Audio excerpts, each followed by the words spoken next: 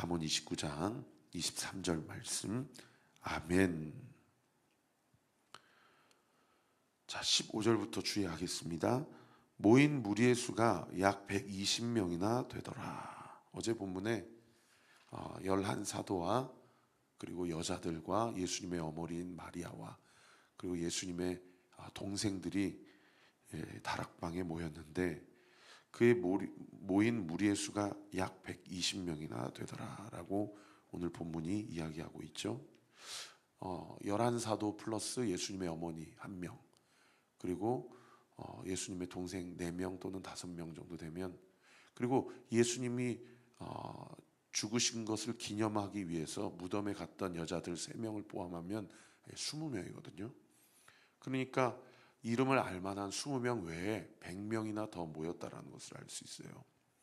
예수님께서 승천하시기 직전에 약속하신 성령을 보내주시기까지 다른 데 가지 말고 예루살렘 안에 있어라 라는 그 말씀대로 성령을 기다리며 모여 합심하여 기도했던 자들이 성경에 120명 밖에 안 됐다라고 기록하지 않고 120명이나 되었다 라고 이야기하고 있다는 것이죠.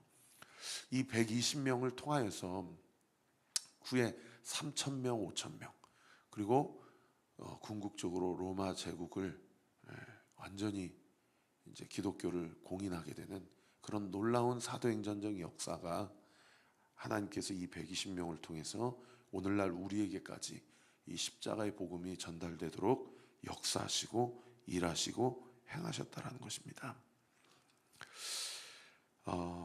인간적인 생각으로 보았을 때는 예수님의 공적 사역 가운데 정말 수많은 인파가 예수님의 그 기적을 목도하고 경험하고, 그리고 자신의 생각과 방법대로 예수님이 일하시지 않으니 궁극적으로는 예수님을 십자가에 못 박으라고 소리치고, 그래서 아니 예수님의 말씀을 바라보고 또 예수님의 부활을 목격하고 이렇게 기도하는 숫자가 120명밖에 안 됐다라고 그렇게 생각해 볼 수 있지만, 성경은 120명이나 되었다라는 것은 그 120명을 통해서 하나님께서 하실 놀라운 은혜의 역사가 인간적인 사람의 숫자와 관계없이 그 한 사람 한 사람이 하나님께서 세우신 사람이요 하나님께서 부르신 사람이기에 그 사람을 통해서 이 지역이 변하고 이 시대가 변하고 세상에 인간 역사의 가장 찬란한 문명을 이루겠다라고 하는 로마 제국 전체가 변하는데 결코 부족한 숫자가 아니었다라고, 이 특별히 120명 이나 되었다라고 성경이 이야기하고 있다는 것이죠. 여러분, 우리 교회도 마찬가지입니다. 이 시대도 마찬가지예요. 한국 교회를 이야기할 때 우리가 사실은 생각 없이 목회자가 이렇다, 또는 한국 교회가 세속화되어지고 변질되었다 이렇게 비판하기도 합니다. 그러나 여전히 하나님의 말씀 앞에 순종하며 정말 순수한 마음과 하나님을 경외하는 마음으로 오늘 이 하루도 하나님의 말씀을 상고하고 주님의 말씀 앞에 순종하며 살아가고자 하는 자들이 사실 이 지역, 이 나라, 또 이 시대 가운데 얼마나 많은지 몰라요. 바알에 무릎 꿇지 않는 7,000명을 여전히 렘넌트 남겨놓으신 우리 주님께서 이 시대 가운데도 하나님의 말씀 앞에 순종하며 하나님을 경외하는 가장 작은 한 소자를 여전히 남겨두시고 이 나라와 민족을 위해서 기도하는 자로 세우신 하나님, 그 120명이라는 그 숫자 안에 우리 온리교회 성도들도 다 포함되는 은혜가 있게 되기를, 아니 그 믿음 가지고 오늘도 살아가시기를 우리 구주 예수 그리스도 이름으로 축원합니다. 모여서 기도하기에 힘썼어요. 그런데 그때 한 사람이 형제들 가운데 일어서서 이야기를 하죠. 15절 중반절 보니까 그 사람의 이름이 베드로다라고 이야기하고 있어요. 120명이 모여서 기도하는데 계속 기도만 하다가 하나님의 뜻이 무엇인가? 글쎄요, 누군가 베드로의 등을 툭툭 쳐가지고 베드로가 마지못해 마이크를 잡은 것일까요? 성령 하나님께서 아직 2장의 오순절 마가다락방의 성령 역사가 나타나기 이전이지만 이미 120명이 모인 그 현장에 성령 하나님이 함께 하셨고요. 성령의 감동에 따라 베드로가 마이크를 잡았어요. 그런데 여러분 잘 아시는 대로 베드로는 앞에 나서서 마이크를 잡을 만한 자격이 있는 사람입니까? 여러분 사실은 행위적으로 보면 가룟 유다나 베드로나 똑같이 하나님을 부인하고 저주하며 배반했던 자 아닙니까? 그런데 가룟 유다는 회개치 아니하고 베드로는 하나님 앞에 회개하고 자복하고 돌아옴으로, 특별히 이 디베랴 바닷가 갈릴리 바닷가에서 예수님께서 베드로에게 찾아오셔서 네가 나를 사랑하느냐고 3번 물으실 때에 내가 주님을 사랑하시는지를 주님이 아시나이다. 가서 내 양을 치라, 내 양을 먹이라 라고 하나님이 사명 주실 때에 그 베드로의 죄가 십자가에서 사하여지고 사명을 받은 자로 다시 세워져서 120명이 모여서 일심으로 기도할 때에 자신의 행위로서는 결코 앞에 나설 수 없는 인생이지만은 하나님의 전적인 은혜와 구속의 은총으로 형제들 앞에서 선 거죠. 인간적으로 보면 마이크를 잡았을 때 그런 마음 들지 않았을까요? 내가 뭐라고 이 사람들 앞에서 하나님의 말씀을 대언하고 하나님의 마음을 전할 수 있으랴. 얼마나 두렵고 떨린 마음으로 그 다락방에서 앞에 섰겠어요. 행위로서는 설 수 없는 인생입니다. 그런데 하나님의 전적 은혜로 이 상황 가운데서 우리가 무엇에 화두를 던져 함께 기도하며 하나님의 뜻을 물어야 될지 감히 마이크를 잡게 된 것이죠. 그 화두가 무엇이었습니까? 가룟 유다의 한 자리를 대신해야 되지 않겠냐. 하나님은 하나님이 직접 일하실 수도 있지만 항상 하나님의 관점은 사람에게 가 있어요. 사람에게. 하나님이 직접 일하시지 않고 사람을 통해 일하시는 거예요. 근데 우리는 이게 교회 안에서 변질이 돼가지고 누가 장로가 되냐, 누가 권세가 되냐, 누가 집사가 되냐, 이렇게 직분이 디아코니아, 섬김과 봉사의 일이 아니라 이게 그냥 어떻게 보면은 권세가 되고 이게 무슨 족적이 되고 이게 자기 의의가 되는 이런 일들로 이렇게 전락하는 일들이 얼마나 많이 있습니까? 제가 우리 교단에서 나름 큰 교회에서 15년 동안 부교육자 생활하면서 이번에 장로 투표 떨어지고 권사 투표 떨어져서 실족하시는 분들 얼마나 많이 봤는지 몰라요. 이해가 돼요. 인간적으로는. 저 사람은 됐는데 나는 뭐가 부족해서 안 됐나. 근데 하나님은 사실은 그 직분이 그 사람을 일하게 하는 것이 아니라 하나님 말씀에 순종하며 하나님을 경외하며,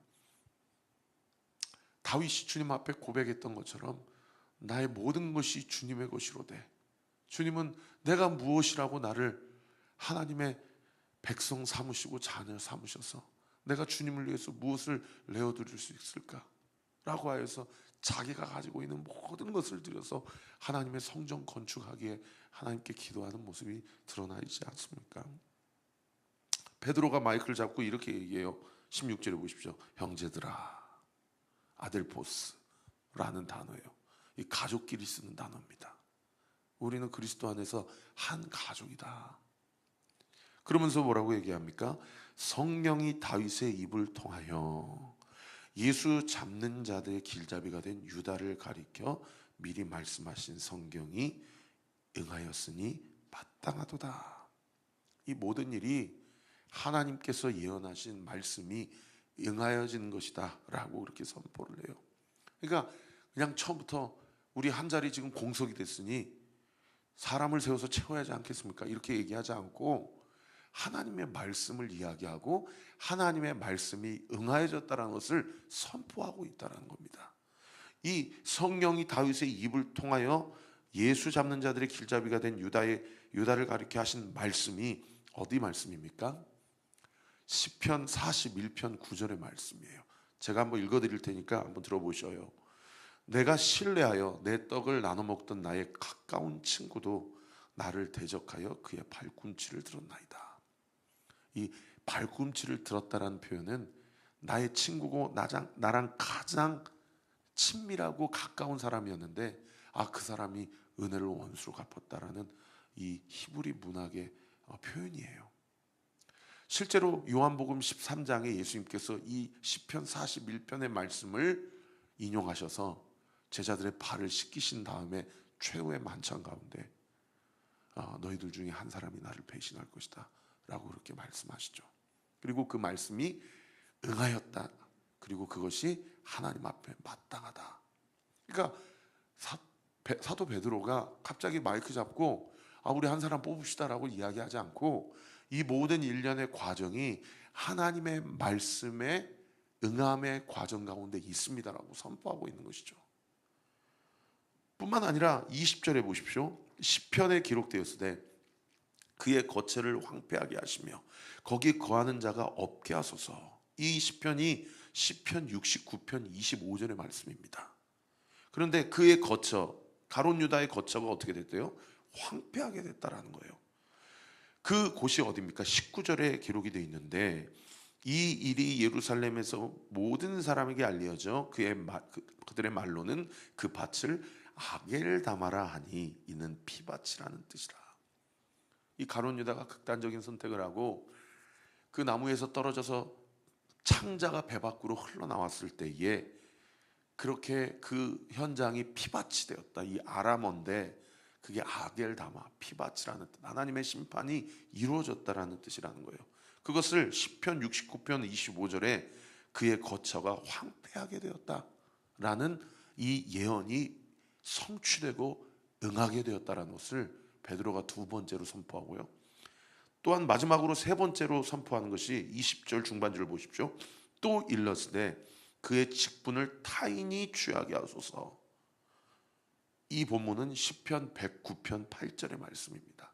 그러니까 베드로가 마이크를 잡고 그냥 자신의 사견을 이야기하고 내가 수제자니까, 내가 120명 중에 리더야, 그러니 내 판단에는 사람을 한 명 더 세워서 예수님의 12사도를 채우는 것이 좋겠어, 이렇게 얘기한 것은 아니고 이 모든 일련이 시편 41편, 시편 69편, 시편 109편 성경의 이곳저곳에 하나님께서 이미 예언하신 말씀이 성취된 현장 가운데 우리가 함께 있습니다.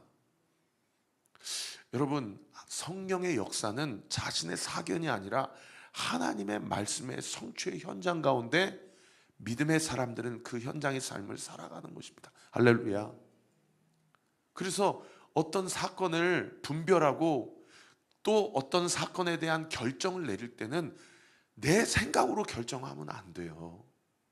우리가 매일 하루의 첫 시간을 하나님의 말씀을 들어야 되는 이유도 바로 여기에 있습니다. 이번 한 주 살아가면서 하나님이 나에게 주신 사도행전의 말씀을 통해서 내 지금 처한 상황과 형편이 이런 상황 가운데 있는데 하나님이 이런 말씀을 주셨습니다. 그래서 나는 이렇게 결정하고 선택했을 때 그 선택이 나와 내 가정 가운데 이러한 하나님의 은혜와 복을 허락하셨습니다.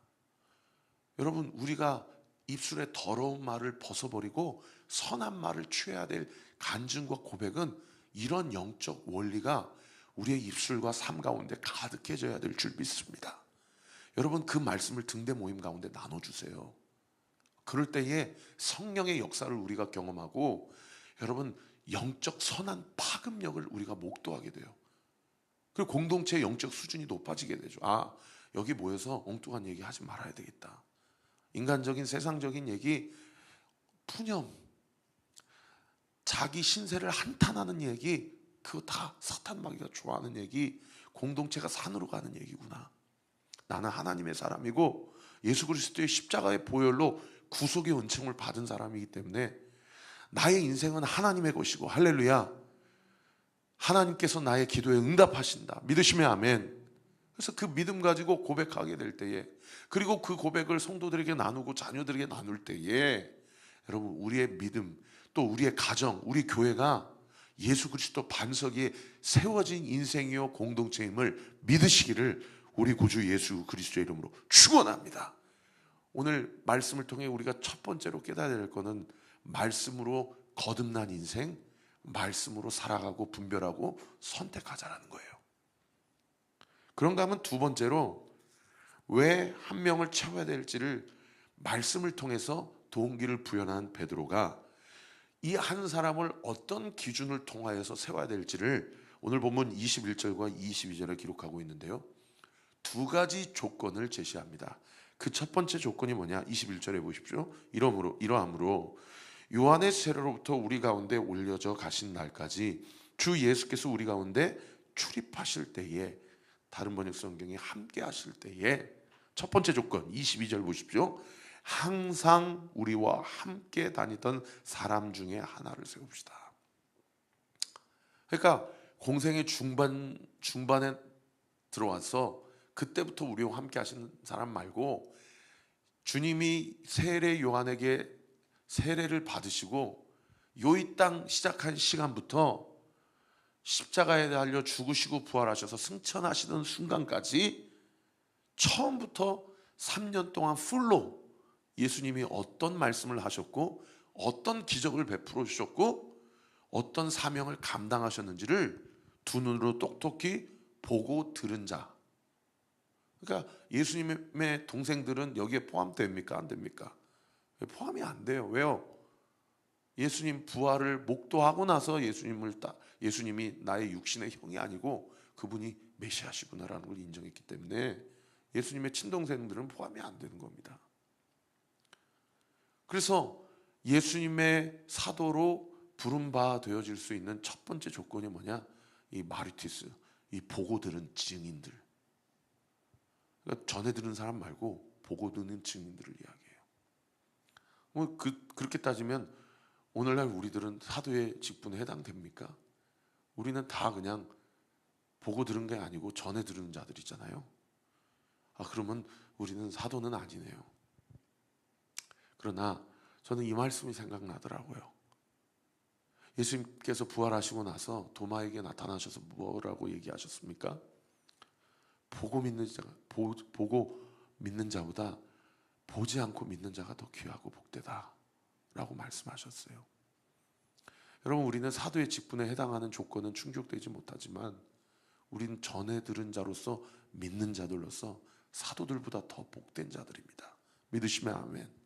그러므로 우리도 마르티스, 예수님의 증인된 삶을 살아갈 수 있는 자들이에요. 그런가 하면 두 번째로 고단 9절 보십시오. 우리와 더불어 예수께서 부활하심을 증언할 사람이 되어야 하리니.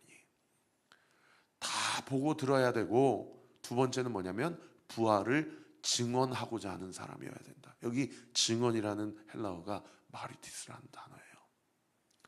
여러분, 우리는 첫 번째 조건은 충족되지 못하지만 첫 번째 조건보다도 더 복된 조건을 갖고 있는 사람들입니다.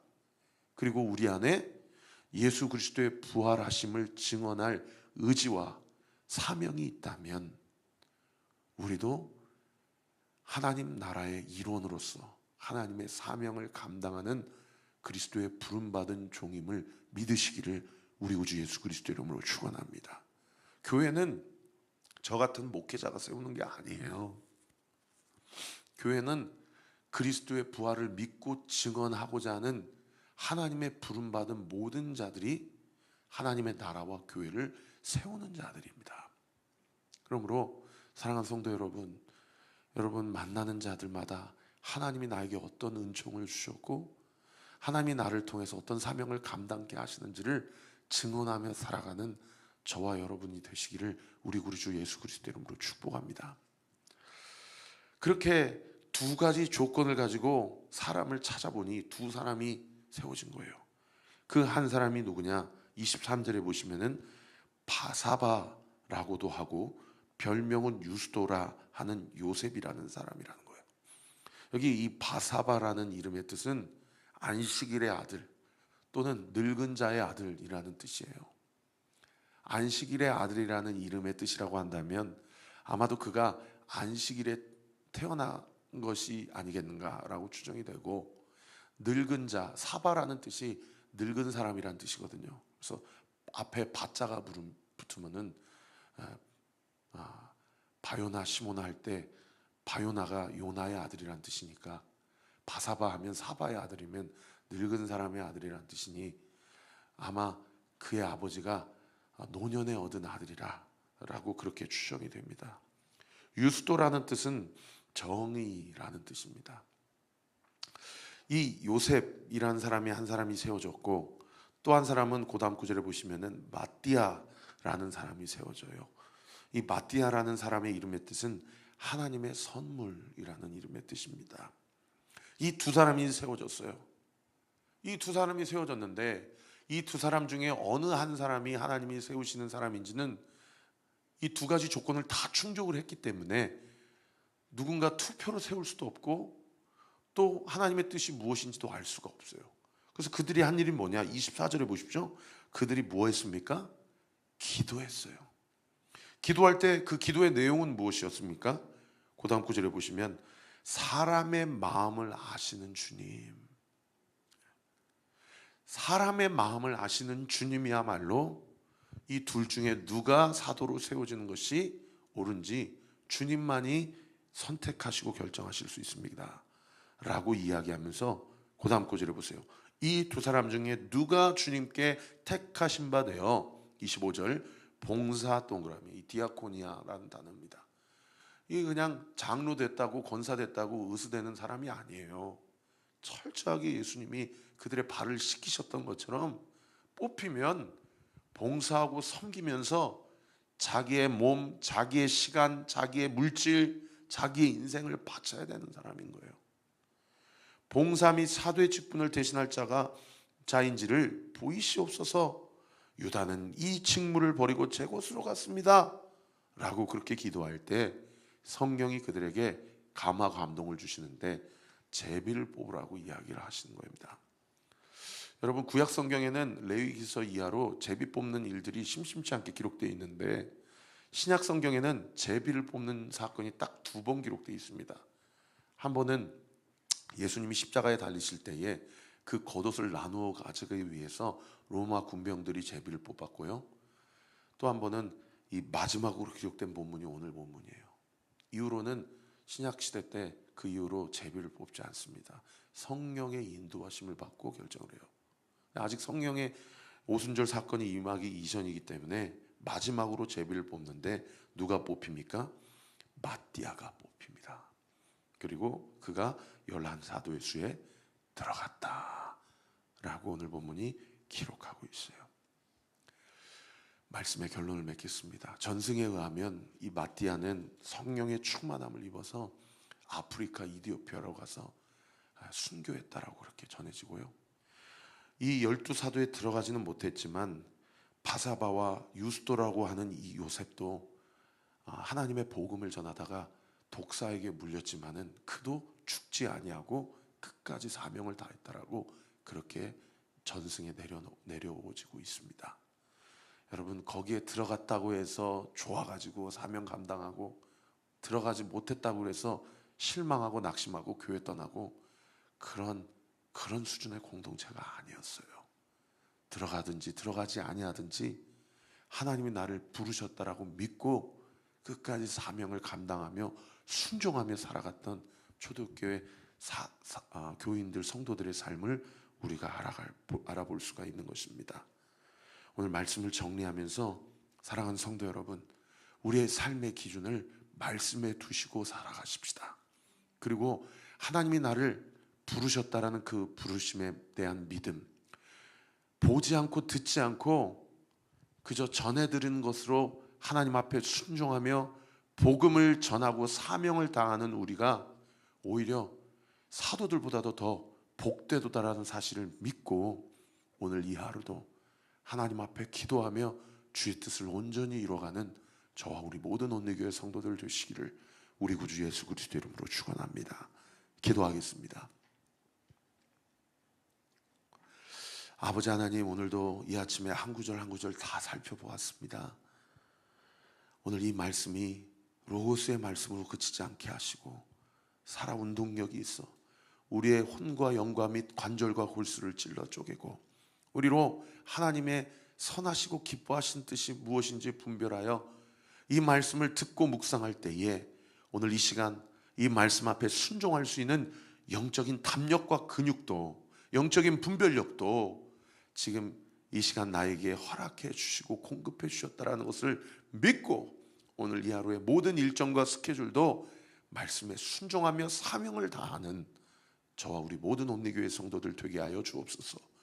유스도 바사바 요셉이란 사람이 그 수에 들어가지 못했다 하더라도 끝까지 사명을 다하여 부르심을 완수했던 것처럼 우리도 우리의 눈에 보기에는 어떠하든지, 우리의 눈에 보기에는 이 한국교회가 어떻게 보이든지 간에 자꾸 이렇다 저렇다 판단하고 비판할 것이 아니라 오늘 나에게 주신 이 말씀 가지고, 나에게 주신 이 시간, 나에게 주신 이 오늘이라는 선물을 하나님의 말씀 앞에 순종하며 나를 구원하신 그 예수의 피 묻은 복음을 하나님의 사랑을 모르고 살아가는 자들에게 온전하게 흘러보내고 전하는 우리 사랑하는 온리교회 모든 성도들 되게 하여 주옵소서.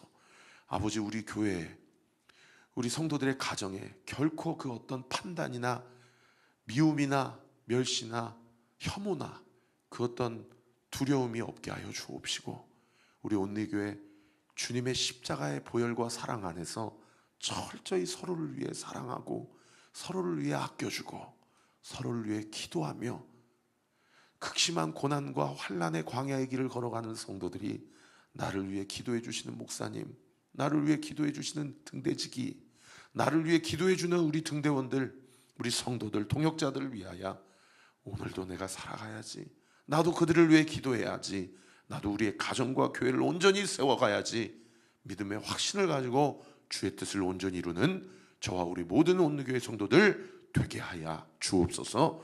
예수 그리스도의 이름으로 기도합니다. 아멘. 이제는 우리 구주 예수 그리스도의 은혜와 하나님의 사랑과 성령 하나님의 위로교통 충만하심이 주신 말씀 가지고 오늘도 주 안에 순종하며 살아가기를 원하는 우리 사랑하는 온리교회 모든 성도들 머리 위에 지금으로부터 영원토록 함께 하시기를 간절히 축원하옵나이다. 아멘.